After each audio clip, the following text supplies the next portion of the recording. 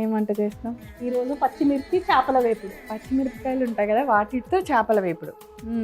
చూసేద్దాం ఎలా ఉంటుందో. ఇంకెందుకు ఆలస్యం, పచ్చిమిరపకాయ చేపల వేపుడు తయారు చేయడానికి కావాల్సిన ఇంగ్రీడియంట్స్ అన్నింటినీ ఇప్పుడు ఒకసారి చూద్దాం. పచ్చిమిర్చి చేపల వేపుడు తయారు చేసుకోవడానికి కావాల్సిన పదార్థాలు: చేపల ముక్కలు, పచ్చిమిర్చి, వేయించిన పల్లీలు, పచ్చి బఠానీ, వెల్లుల్లి, జీలకర్ర, పచ్చి పసుపు తురుము, నిమ్మరసం, అల్లం వెల్లుల్లి పేస్ట్, నూనె, ఉప్పు. సో అన్ని రెడీగా ఉన్నాయి. ఓకే, అయితే బోన్లెస్ చేపలు అనమాట. బోన్లెస్ ఫిష్ ఒకే సైజులో ఉండేలాగా కట్ చేసుకుంటే బాగుంటాయి అన్నమాట. సో వీటిని ఒక ప్లేట్లో ఇలా అరేంజ్ చేసుకొని కొంచెం ఉప్పు, నిమ్మకాయతో కొంచెం ఫస్ట్ మ్యారినేషన్ చేయాలి.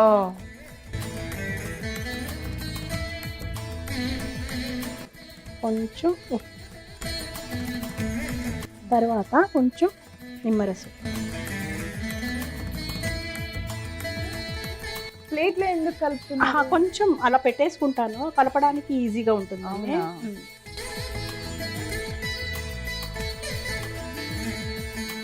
ఒక్కొక్కటికి ఇలా అప్లై చేయొచ్చు కదా.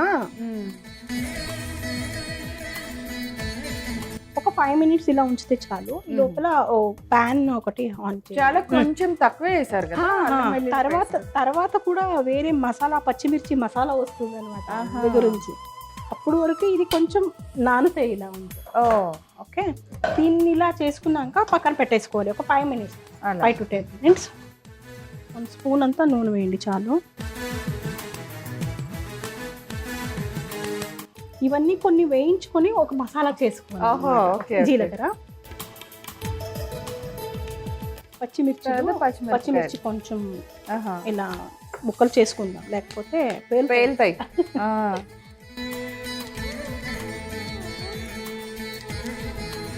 సో కొంచెం ఆయిల్ వేడెక్కి జీలకర్ర వేగిన వెంటనే వెల్లుల్లిపాయలు.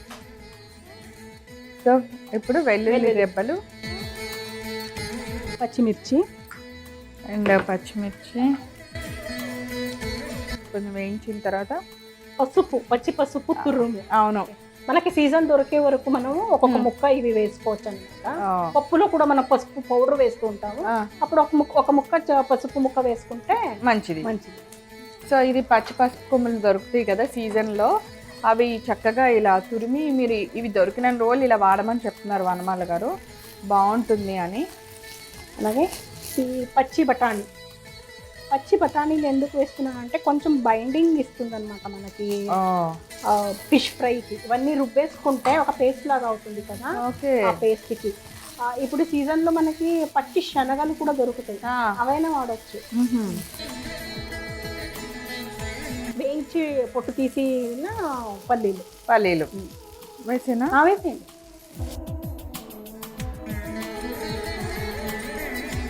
దీనికి సరిపడా ఉప్పు, మసాలాకి సరిపడా ఉప్పు. ఆల్రెడీ ఫిష్లో ఉప్పు ఉంది. అవును, ఈ చట్నీ లాగా వస్తుంది కదా, దీంట్లో కూడా ఉప్పు. సో ఇది మిగిలితే చట్నీ లాగా మనం వాడుకోవచ్చు అన్నమాట. చట్నీలానే చపాతీకి, దోశకి చాలా బాగానే ఉంటుంది. పచ్చి బఠానీలు బాగుంటాయా?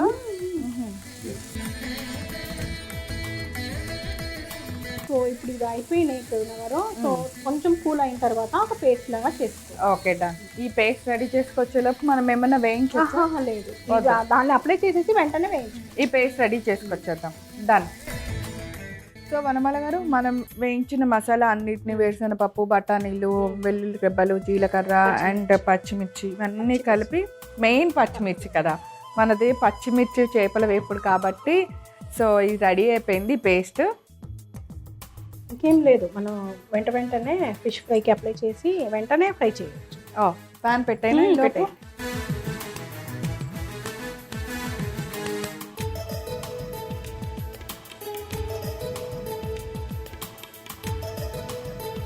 నూనె కూడా వేసుకుంటాం. షాలో ఫ్రై కదా, కొంచెం తక్కువనే ఉంటే పర్వాలేదు, కావాలంటే మళ్ళీ వేసుకోవచ్చు. సో ముక్కలన్నిటికీ బాగా పట్టేలాగా.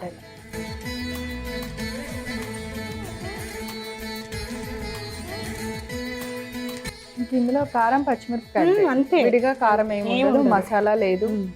కొంచెం పచ్చిమిర్చి ఘాటుగా ఉన్న పచ్చిమిర్చిని మనం వేసుకోవచ్చు. నేను చూసుకొని అప్లై చేస్తున్నాను, ఎందుకంటే అది మిగిలితే మళ్ళీ తర్వాత కూడా వాడచ్చు కదా. బాగుంటుంది. సో అలా చట్నీలో తినేయచ్చు. తినవచ్చు. దోశ ఇడ్లీకి కూడా బాగానే ఉంటుంది.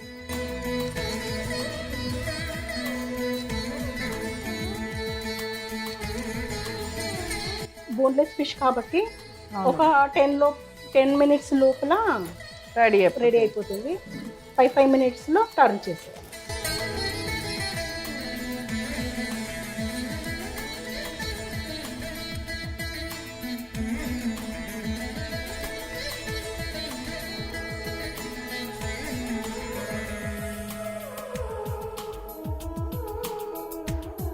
మనం ఎప్పుడు ఇలా జస్ట్ ఇలా మసాలా చేసి వాటిని చాలా ఫ్రై చేయాలని మనం ఏదో ఒక పిండి వాడతాం, కానీ ఈసారి మనం ఎలాంటి పిండి వాడలేదు. ఎందుకంటే పచ్చి బఠానీలోనే ఆ బైండింగ్ ఉంటుంది, అందుకే చెప్పాను నేను. పచ్చి శనగల్ని కూడా మనం అలాగే వాడచ్చు. అది లేనప్పుడు అదే శనగపిండి అయినా బియ్యం పిండి అయినా అలా వాడాల్సి వస్తుంది. ఉన్నప్పుడు ఇలా బైండింగ్ ఇవి వాడచ్చు. ఏ ఇంగ్రీడియంట్ని ఎలా వాడాలి అనేది తెలుసుంటే చాలా అన్నమాట, అద్భుతమైన వంటలు చెయ్యొచ్చు. నూనె కూడా తక్కువ పడుతుంది, చాలా సరిపోతుంది అనమాట. ఒక 5 minutes తర్వాత మనము టర్న్ చేసేస్తే 2 వైపు కూడా చక్కగా వేస్తాం. అవును. సో కొంచెం వేగిన తర్వాత అన్ని ముక్కల్ని మళ్ళీ టర్న్ చేద్దాం నెక్స్ట్ సైడ్కి. వనమాల గారు బాగా వేగిపోయినాయి కదా అన్నీ, చక్కగా మంచి కలర్ వచ్చేసాయి ముక్కలన్నీ. సో ఇలా సలాడ్స్తో మనం సర్వ్ చేసుకోవాలన్నమాట. ఓకే, వావ్ ఎంత అందంగా ఉందో ప్లేట్. ఫస్ట్ ఆ ప్లేట్ చూస్తే ఇవన్నీ తినే బుద్ధి వద్దు, అంతే కదా. మీరు అన్నట్టు అస్సలు ఆయిల్ పీల్చుకోలేదు చేప ముక్కలు.